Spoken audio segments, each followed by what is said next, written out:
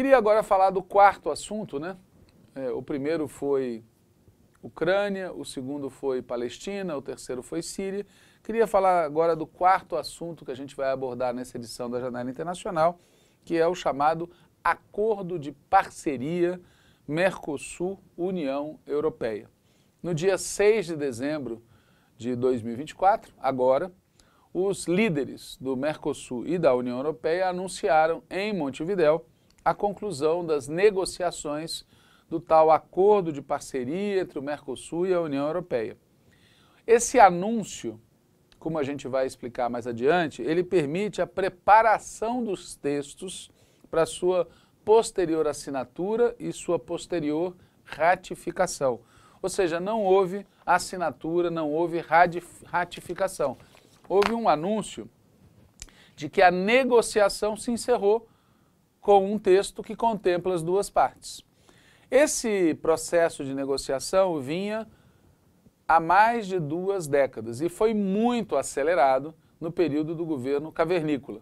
O governo cavernícola abriu mão de todos os interesses nacionais em favor do acordo e ele estava praticamente pronto para ser assinado quando ele foi interrompido, o processo, mais por pressão dos europeus, dos interesses agrícolas dos europeus, do que por defesa dos interesses nacionais da parte do governo do cavernícola.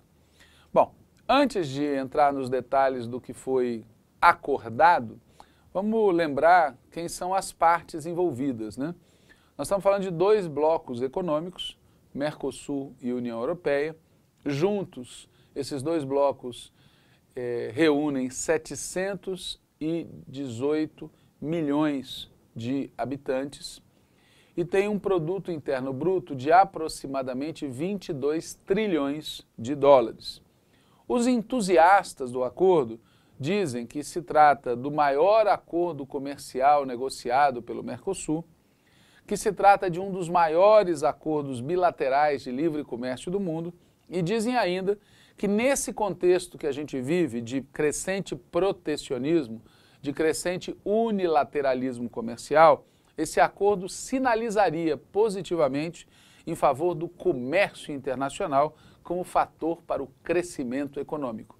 Essas frases e várias outras informações que eu estou citando aqui nessa Janela Internacional vêm diretamente de um documento oficial do Ministério da Indústria aqui do nosso país. Bom, a União Europeia, por sua vez, ela é o segundo principal parceiro comercial do Brasil. A corrente de comércio entre os 2 blocos, digamos assim, entre o Brasil, na verdade, e a União Europeia, em 2023 foi de aproximadamente 92 bilhões de dólares. Os defensores do acordo dizem que, nesse contexto, ele iria fomentar a modernização do parque industrial brasileiro com a integração às cadeias produtivas da União Europeia.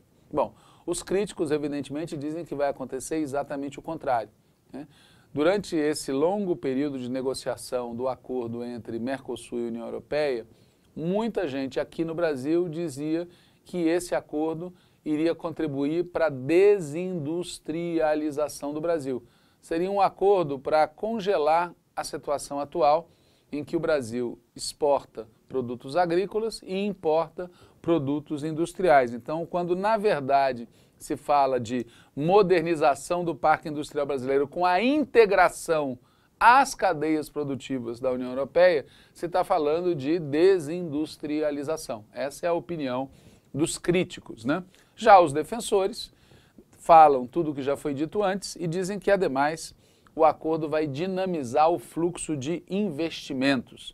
Hoje, a União Europeia, ela detém quase metade do estoque de investimento estrangeiro direto aqui no Brasil e que, portanto, isso cresceria em função do acordo. Os defensores dizem também que vai haver um aumento do comércio, vai haver um aumento dos investimentos bilaterais, sem que, dizem os defensores, se prejudique o espaço para que haja políticas públicas em áreas como saúde, empregos, meio ambiente, inovação e agricultura familiar. É exatamente esse o ponto questionado também por muitos críticos, que dizem que o acordo foi concebido originalmente na toada de abrir as compras governamentais para empresas europeias.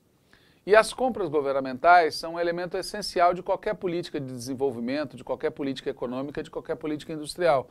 Ou seja, o Estado, ele compra muitas coisas para o seu funcionamento, e se ele compra no mercado interno, de empresas instaladas aqui, ele está contribuindo para que a economia funcione bem.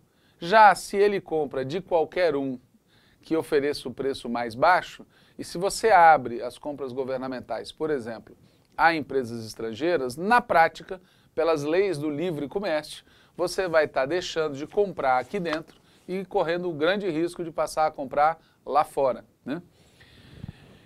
Os críticos dizem que estes problemas foram atenuados, mas não foram resolvidos no acordo que foi concluído agora.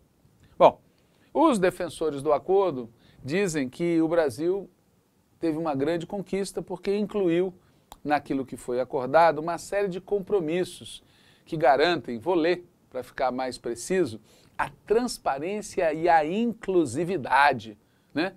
Entidades da sociedade civil, sindicatos, ONGs, além do setor privado e representantes de diversos segmentos sociais, ganhariam, segundo os defensores do acordo, canais para expressar sua voz e monitorar os impactos do acordo, que pode ser revisado periodicamente para melhor atender aos anseios, aos interesses da sociedade.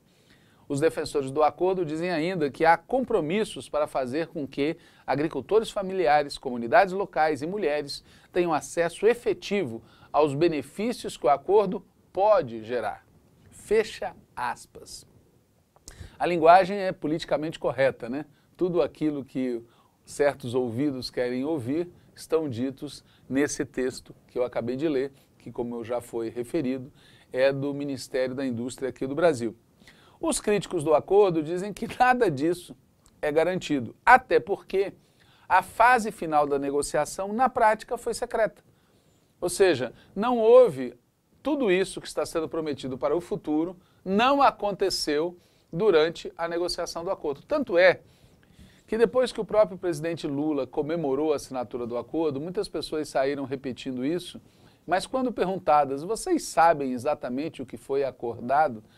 Ninguém sabe. Não há um conhecimento público acerca do que foi acordado e, portanto, essa promessa para o futuro, que pode ou não se materializar, não se fez presente no momento entre 2023 e agora. Uma das chaves para entender a disposição do governo brasileiro em firmar esse acordo está numa afirmação destacada no texto do Ministério da Indústria.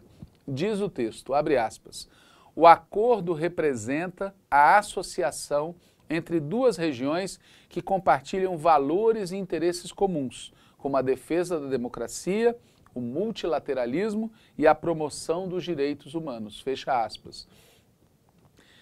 Esse é o sonho muito forte de setores grandes do Itamaraty e de outros setores da política brasileira, que é nem com os Estados Unidos, nem com a China. Vamos com a Europa, com quem a gente tem identidade, né? A ideia de que a Europa seria uma aliada nos debates globais que contribuem para uma ordem internacional mais justa e pacífica. Essa ideia de que a Europa seria uma aliada contrasta fortemente, não só com a história, mas contrasta fortemente com os acontecimentos presentes.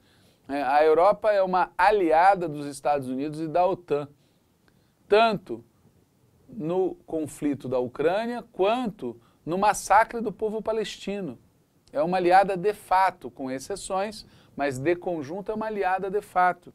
Então essa ideia de que a Europa seria uma aliada nesses grandes temas globais e por isso valeria a pena fazer um acordo que contém concessões importantes, essa ideia ela é baseada, na minha opinião, numa premissa falha, né? Outro aspecto que pesou para a conclusão do acordo de parceria é dar provas de que o Mercosul segue aí, né? É evidente que o Mercosul, assim como a integração latino-americana e caribenha como um todo passa por momentos difíceis, inclusive porque na região há governos muito conservadores, muito reacionários, muito ultraliberais, como o governo Milei, que jogam contra.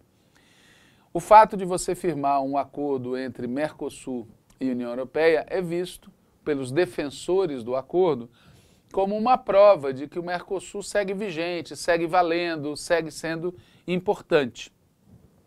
Agora, mesmo levando em conta esses dois argumentos, a expectativa na Europa, a crença nas afinidades do Brasil com a Europa e a importância de validar o Mercosul, né, mesmo levando em consideração esses três aspectos, na verdade, resta explicar o que é que mudou entre o acordo que vinha sendo negociado no governo cavernícola e o acordo que agora foi finalizado.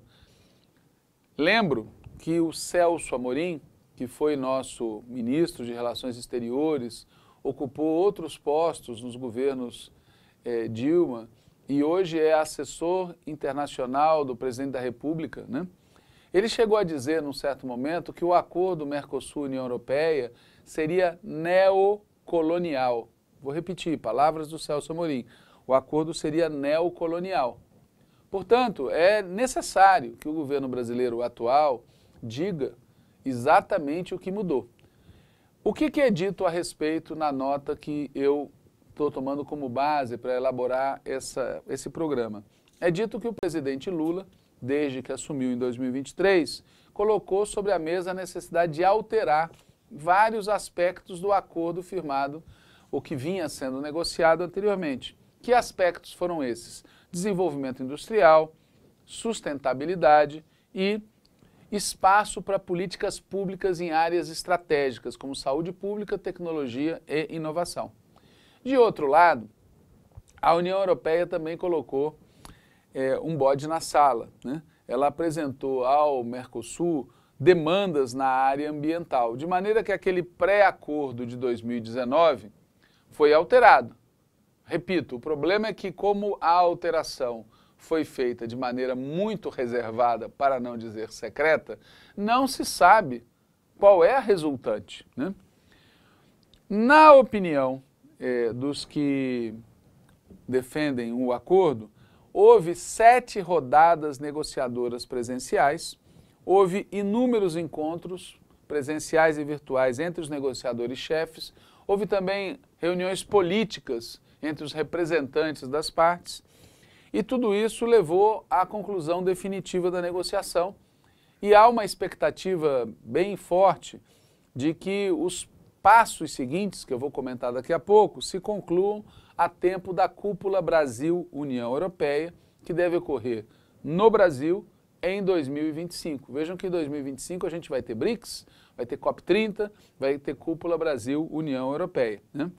Na opinião dos defensores do acordo, esses ajustes que foram feitos em 2023 e 2024 trouxeram, abre aspas, equilíbrio para os compromissos em sustentabilidade, contribuirão para assegurar que o Brasil possa alavancar políticas públicas de interesse público e possa também fortalecer a indústria nacional. Fecha aspas.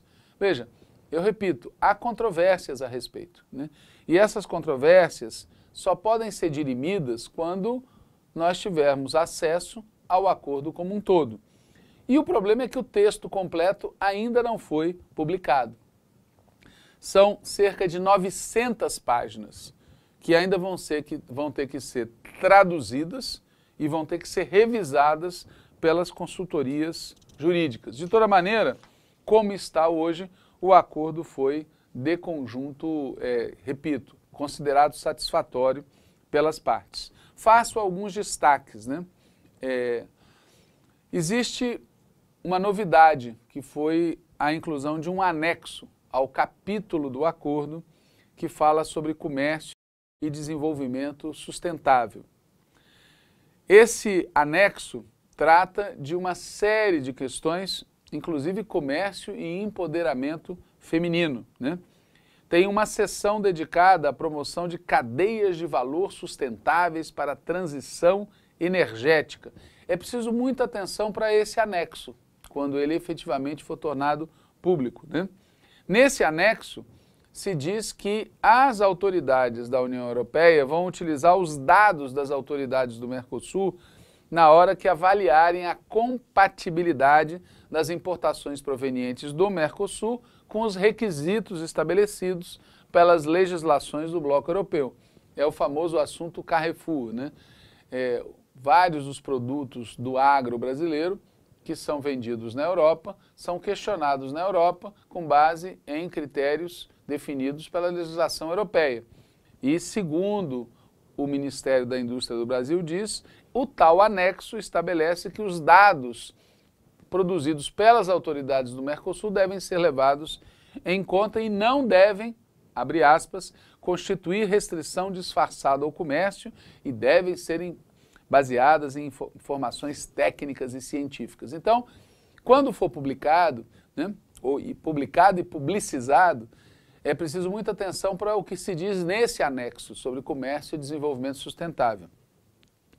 Também é importante olhar com atenção o capítulo sobre compras governamentais, né, em que, por decisão do governo Lula, os negociadores em 2023 e 2024 devem ter insistido em preservar o uso do poder de compra do Estado como ferramenta da nova política industrial brasileira.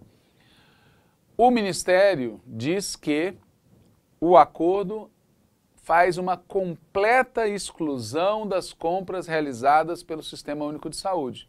Se for isso mesmo, não tem por que duvidar, muito bom. Mas resta saber como ficaram as demais questões. O Ministério diz que foi preservada a possibilidade de encomendas tecnológicas, foi preservada a política de fomento à inovação, foi mantido o espaço para políticas de incentivo a micro e pequenas empresas e agricultura familiar. E diz ainda que foram preservadas as margens de preferência para produtos e serviços nacionais.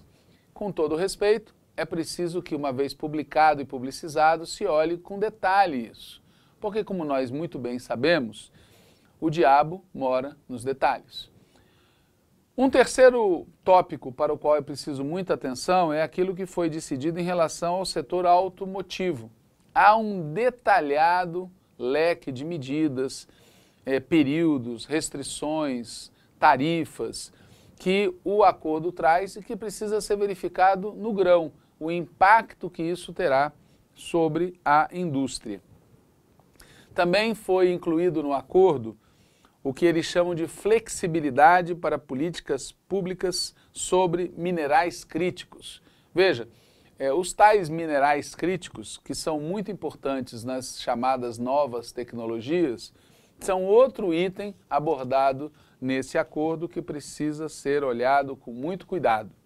Também é preciso olhar com cuidado o que eles chamam de mecanismo de reequilíbrio do acordo para evitar que medidas unilaterais comprometam concessões comerciais negociadas. Isso tem relação direta com o famoso tema das carnes, né? É preciso ver exatamente o que o acordo define a respeito.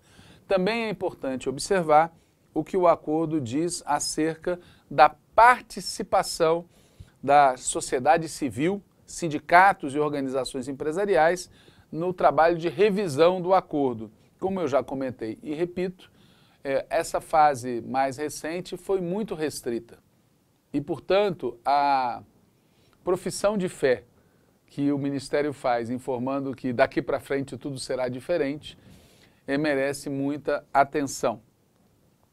Enfim, há uma série de temas que precisam ser observados com atenção quando se verificar, quando se publicizar o acordo. Vale lembrar que boa parte dos itens que envolvem o comércio brasileiro com a Europa são produzidos pelo agronegócio. Vou dar aqui os dados, né? Nós exportamos, no ano de 2023, o Brasil exportou 46 bilhões de dólares para a União Europeia. Os dados que eu vou dar são do Brasil, mas de certa maneira eles valem como um exemplo do Mercosul como um todo. 11% daquele valor de 46 bilhões em 2023 foram alimentos para animais. 9% foram minérios metálicos e sucata. 7% café, chá, cacau e especiarias. 6% sementes e frutos oleaginosos. 4% ferro e aço. 4% vegetais e frutas. 3% celulose e resíduos de papel. 2,5% carne e preparações de carne. E 2,2% tabaco e suas manufaturas. Ou seja, praticamente, enfim, um percentual muito alto do que nós exportamos, tá certo? É primário exportação, né? Já vejam só a lista dos principais produtos importados pelo Brasil da União Europeia no valor de 45 bilhões, que é um valor um pouco menor do que das nossas exportações, mas é um valor equivalente. A gente exportou 46 bilhões, importamos 45. Do quê? Produtos farmacêuticos e medicinais, 14%. Máquinas em geral e equipamentos industriais, 10%. Veículos rodoviários, 8%. Petróleo e produtos petrolíferos, 6,8%. Máquinas e equipamentos de geração de energia, 6%. Produtos químicos orgânicos, 5,5%. Máquinas e aparelhos especializados para determinadas indústrias, 5,3%. Máquinas e aparelhos elétricos, 4,7%. Materiais e produtos químicos, 3,6%. Ferro e aço, 3,4%. Ou seja, a gente exporta primários e importa produtos industrializados. Se o acordo perpetua essa situação, na prática, a desindustrialização vai ser fortalecida. Lá na Europa, quem é que é contra esse acordo? Os produtores agrícolas, porque eles vão sofrer uma concorrência aumentada. E aqui no Brasil, a gente não vê os defensores da indústria questionando. Imagina-se que seja porque o acordo finalmente firmado não vai ter efeitos negativos. Mas, repito, só dá para saber isso lendo o acordo. Falando muito abertamente, a experiência tem demonstrado que a burocracia, tá certo? Que cuida desses temas no nosso governo, privilegia os interesses do agronegócio, em detrimento dos projetos de industrialização e reindustrialização do país. Portanto, não há que se confiar na palavra, é preciso verificar os textos, né? Muito bem. Quais são os próximos passos, né? Como já foi dito, as negociações estão concluídas. As partes pacificaram o entendimento sobre todos os temas em todos os textos. Nós não sabemos exatamente o que foi pacificado, mas foi pacificado, né? A conclusão das negociações, entretanto, ela não implica em efeitos jurídicos imediatos. Os efeitos jurídicos imediatos, ou seja, o que foi estabelecido passa a valer só quando houver a assinatura e a entrada em vigor do acordo. Para que possa haver a assinatura e a entrada em vigor do acordo, é preciso uma preparação dos textos que foram acertados na negociação. Essa preparação envolve a revisão legal. Tudo o que foi dito agora precisa ser submetido às consultorias jurídicas. Em segundo lugar, vem a tradução oficial. O acordo foi firmado em língua inglesa, né? Agora precisa ser traduzido para as 23 línguas oficiais da União Europeia e para as 2 línguas oficiais do Mercosul, entre as quais, evidentemente, o português. Depois da revisão jurídica e depois da tradução oficial, vem a assinatura, né? Depois da assinatura, vem a internalização, né? Ou seja, uma vez assinada por Mercosul e União Europeia, vai para os países que cada um tem sua tramitação. No caso do Brasil, o processo envolve tanto o executivo quanto o legislativo, vai ter que ter a aprovação do acordo no Congresso Nacional.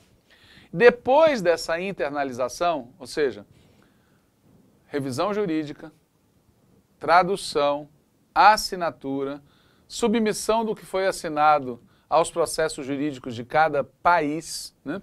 Lembrando que o acordo é entre 2 entidades supranacionais, Mercosul e União Europeia. A internalização é a aceitação do que foi acordado em cada país. Aí vem a ratificação. depois de todo esse processo. E aí entra em vigor, no primeiro dia do mês seguinte, a notificação da conclusão de todos os trâmites internos. Evidentemente, nada impede, a legislação permite que os termos já passem a valer, digamos assim, bilateralmente, entre os países que forem firmando. Aí isso depende de detalhes da legislação. De toda maneira, fica aqui a questão que vai voltar a ser tratada nas próximas edições da Janela Internacional, que é estudar, na real, quais são os efeitos, o que está dito no acordo e quais são os seus efeitos, para que se possa verificar se os críticos continuam tendo razão ou se o que foi negociado supera os problemas apontados. Fica aí mais um dever de casa, entre aspas, para as próximas edições da Janela Internacional. Terminamos por aqui.